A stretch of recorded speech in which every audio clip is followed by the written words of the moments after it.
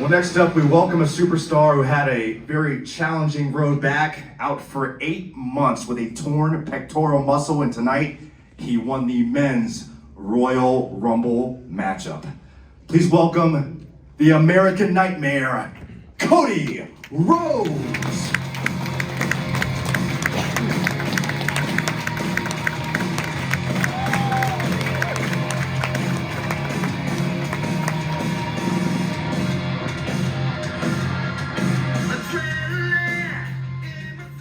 Before we get rolling, somebody's got to taste this stuff, right?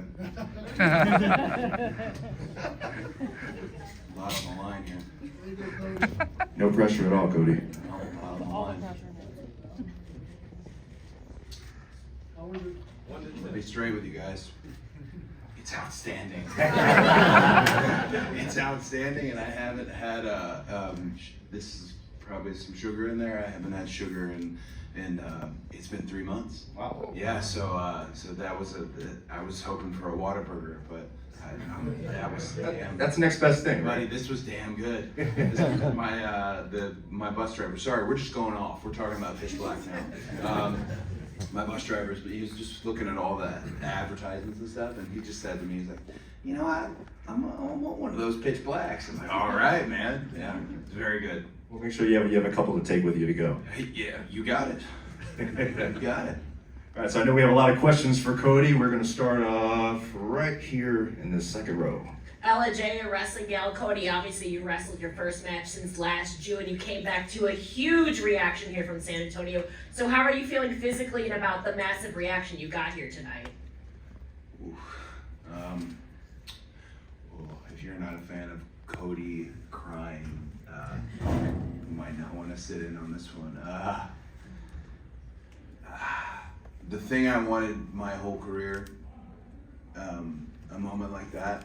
I don't think he'll mind me telling you guys. I talked to Randy Orton last night, and I remembered I was in the Royal Rumble at the very end. Triple H, Randy Orton, and myself, and Triple H eliminated me, but that caused Randy to eliminate him, and he won the Royal Rumble, and he brought us in the ring. I remember thinking I'll just sit on the floor, stay small, and he brought us in the ring, and I thought, man, I want to be that guy. But I also thought, like, oh, that'll be next year. I'll be up there, and here we are. I think that was over 10 years ago. So it's just the thing I was missing that I didn't have then, and that I've found, and I don't take it for granted, is somewhere along the lines I connected with the people. And maybe 2015 when I took the excursion and bet on myself and went out, but invaluable. Right, that's what I miss. You can clothesline people and Cody cutter them, and Crossroads people do your blue in the face. The thing that I like is to be able to connect with people, because I have the privilege and I have the honor, but also I have the burden. I don't play anybody. I'm me. And tonight, me was good enough, and it's just it feels good to have that, and it felt good to be back. And it also felt terrible to be back because Gunther, I shouldn't have made fun of his name change that one time. But what a stud. You know, I'm one of those, you know, you guys have seen me on fire before, so you know, I like to feel it, right? I don't know if I like to feel it that much though. My God, special, unbelievable wrestler, unbelievable superstar, to blast like he did. Yeah, that connection was just a beautiful feeling. Front row. Hi Cody, Nick House. What up, Nate? I know everyone in here. You know, I know all of you. You guys were part of it, for the most part. I know all of you. You guys literally helped me get here.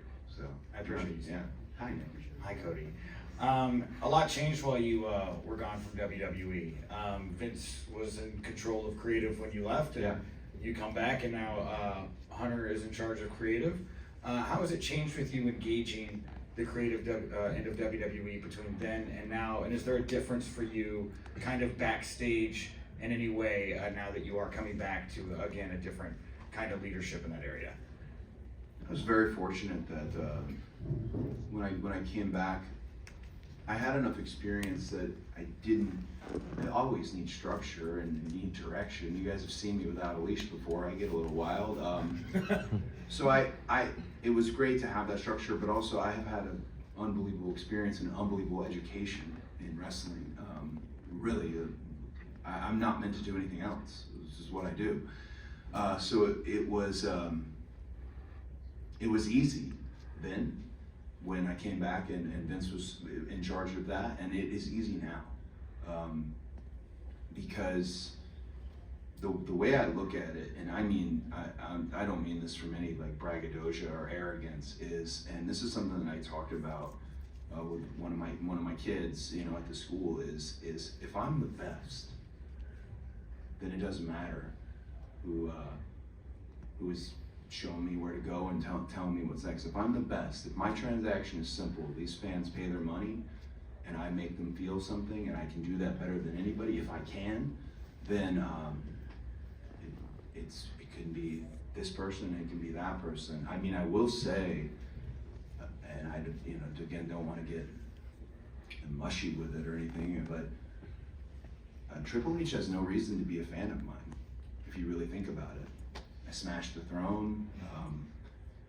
I took a lot of shots, always lighthearted, but I think he knew where it was coming from. I was hungry. I mean, he's the one guy. I don't think he remembers this, but I'll never forget it. I remember I talked to him in gorilla position one time when I was really frustrated doing Stardust, and I went to walk out, and he looked back at me and he said, "Hey, rattle the cages." And I, okay, you know, like that could have meant a lot of things. Go talk to the writers. He said, "Rattle the cages."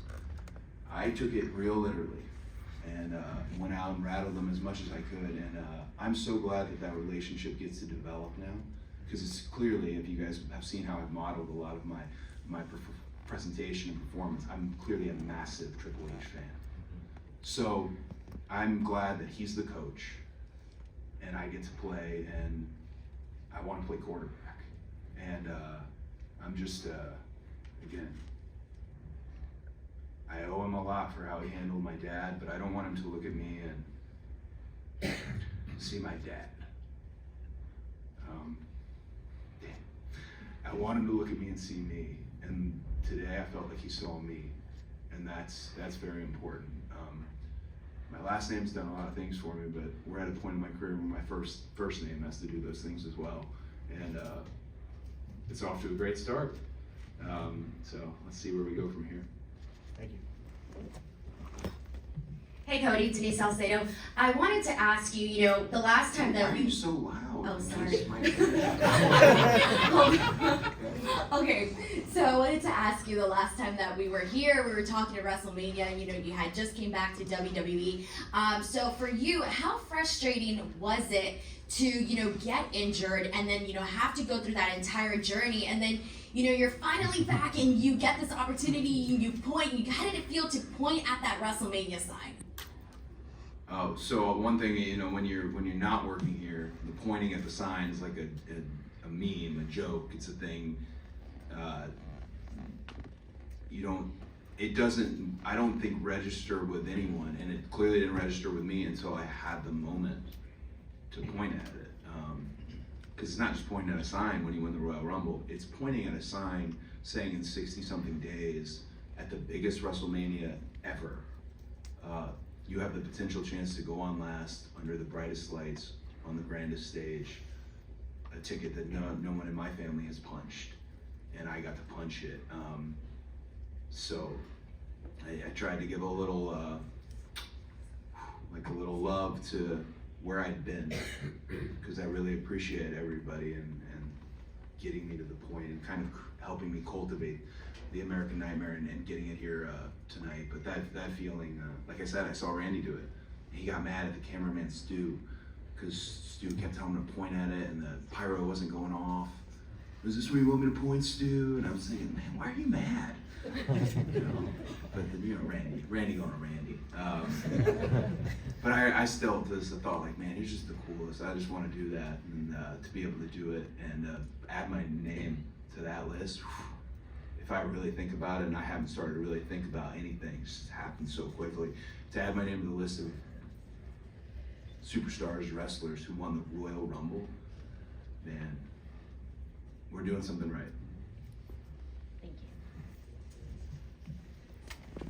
Hi Cody, it's David Lucha Libre Online. Welcome back and congratulations. Thank you. The one thing that hasn't changed in 8 months is who the undisputed Universal Champion is. Yeah. So have you been keeping an eye on Roman Reigns, and how do you feel? You don't have to make a choice like Korea. It's kind of made for you already. How do you feel about that? I've been very careful about saying Roman's name, because it's one of those things that I knew, and I'm sure he knew. I came back, and the first night I was back on Raw after WrestleMania, I was pointing to my waist. I talked about in an interview the real story of wanting to win the WWE Championship, the one title that has eluded the family, and I'm sure he heard that, and I've watched everything that Roman's done. I have nothing though but respect, and I mean the scene there at the end of the night's a pretty rough scene, but I have nothing but respect and reverence for Roman. You guys cover this industry, you cover sports entertainment, you cover pro wrestling. Guys, I can't tell you I'm the best wrestler in the world. Nobody can, unless their name is Roman Reigns. That's the best wrestler in the world. I'd like to think I'm number 2, right? And I always say Seth's number 3, whatever. This making list is a disaster. Don't take my list that serious. But Roman is undisputed. That's just the best way to put it. He's undisputed, and you know, if that is the situation we're walking into in 60-something days of WrestleMania, I can't shrivel under the lights. He's been there before. I haven't, and that's going to take a lot of. It's going to take everything I could possibly ever muster up and everything I have, but you got to finish the story. It's real. But nothing but respect for what Roman has done, especially coming, you know, we all experienced pandemic wrestling, to be able to come back and remain. And also, critics of certain wrestlers, they get in their head that when a guy's in a position, he's stuck that way. That's who he is forever.